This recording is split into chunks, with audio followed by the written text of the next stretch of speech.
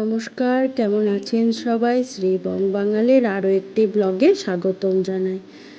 খুব গরম পড়েছে, তাই না? সত্যি খুবই গরম পড়েছে।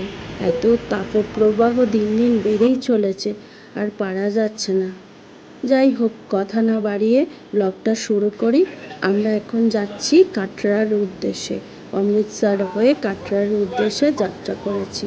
একদিন থাকবো, তারপরে যাব হচ্ছে শ্রীনগর। অমৃতসর থেকে কাটরা সময় লাগে 6.5 ঘন্টা, তবে আগে আরও লাগতো। এখানে কখন বৈষ্ণোদেবী যাওয়া হবে সেটা নিয়ে এখন পরিকল্পনা চলছে। সকালে না রাত্রেবেলা তার পরিকল্পনা চলছে। আমরা এখন কাটরার উদ্দেশ্যে যাত্রা করছি। অলমোস্ট প্রায় কাটরায় চলে এসেছি, আর কিছুক্ষণের মধ্যেই কাটরা ঢুকে যাব। তো আজকে আমরা রাত্রেবেলায় বৈষ্ণোদেবীর উদ্দেশ্যে যাত্রা করব। হ্যাঁ, আমাদের সাথে যারা রয়েছে তারা কিছুজন হয়তো সকালবেলায় যাত্রা করবে, কিন্তু আমরা রাত্রেই রওনা দেব।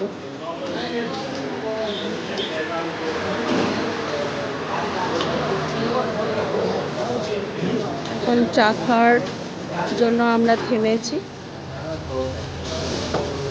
চা হচ্ছে, এরপর চা খেয়ে আবার আমরা রওনা দেব। শরীর থাকলে এফেক্ট করবে, ম্যাটিক।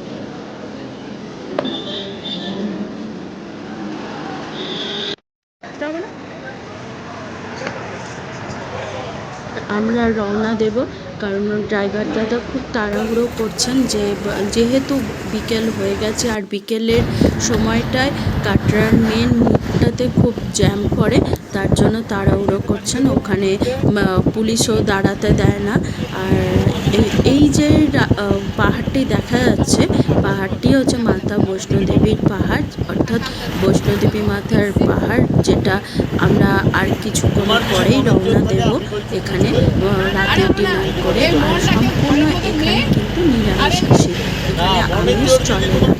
আর এই যে সাদা মতো যে অংশটি দেখাচ্ছে, সাদা সাদা, এটাই হচ্ছে মাতা বৈষ্ণোদেবী যাওয়ার জন্য রাস্তা।